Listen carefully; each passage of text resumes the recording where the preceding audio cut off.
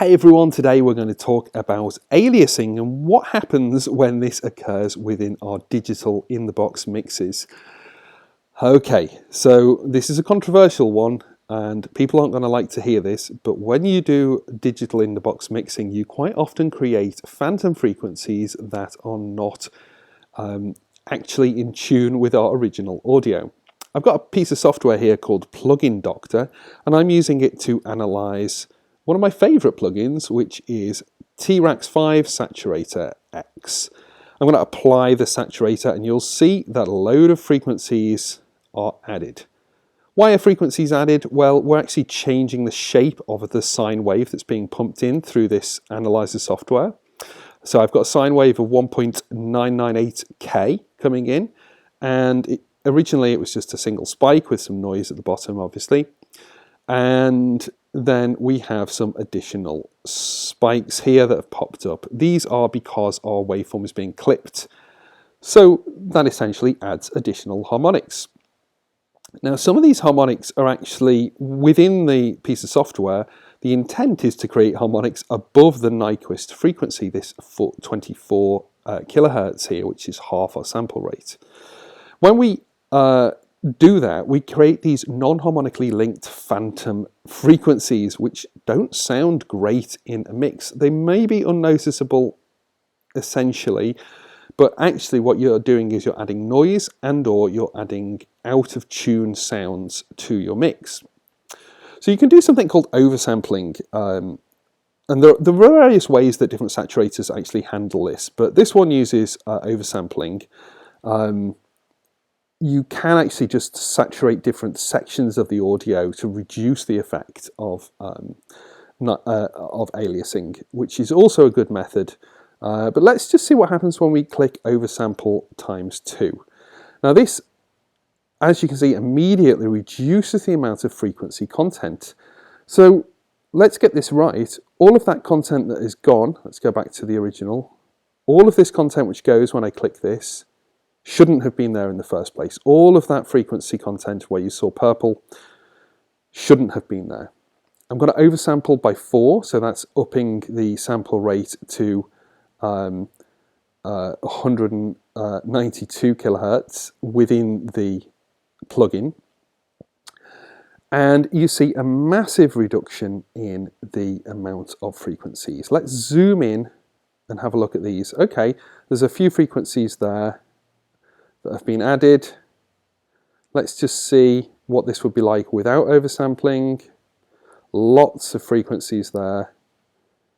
As I click and remove them, there is a vast amount of audio content that is being removed. So what does this mean? Well, it means our signal is much cleaner when we're doing something like saturation, when we work at 96K.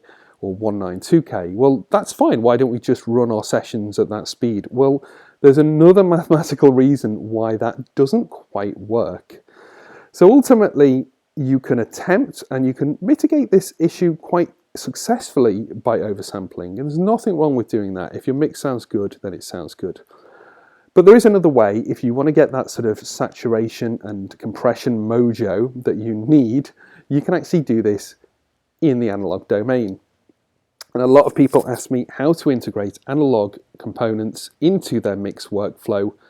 So I have put together a course. It's on recordingstudiomasterclass.co.uk, which is my website that I use for my coaching. And this is a 24-part video course. There's actually 25 lessons here because one of them is the download of the multitracks.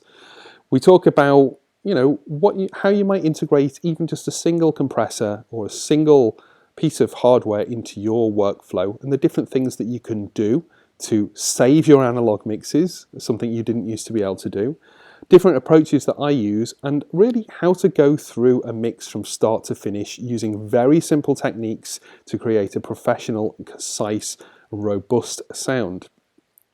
You get multi-tracks, you get videos, and it's this kind of video. It's not just a screen capture, so I'm showing you the desk, I'm showing you cables and exactly how to plug things in together, different options, there's quizzes, all sorts of stuff. You can track your progress on the website. So if you head over to recordingstudiomasterclass.co.uk, click the courses link there, and yeah, we have a reduction on from $250 to $150 for the next month. So if you're interested in learning exactly how to mix analog and how to integrate it into your workflow, this is Analog Mixing Basics. I really hope you enjoy it. I think lots of people can learn stuff from it, whether you're experienced in the box mixer or if you are brand new to things and you just want to see what that analog sound is all about. As I say, we look at workflows using even a 2-in, 2-out interface right through with very minimal gear that you might have bought second-hand or inherited, right through to how to operate a large format mixing console and how they are laid out. So that's Analog Mixing Basics. That's what aliasing is. It's not the end of the world if you can't mix analog.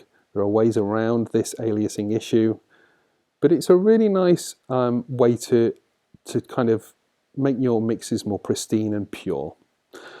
Thanks for joining me. Hopefully I'll see you over at recordingstudiomasterclass.co.uk.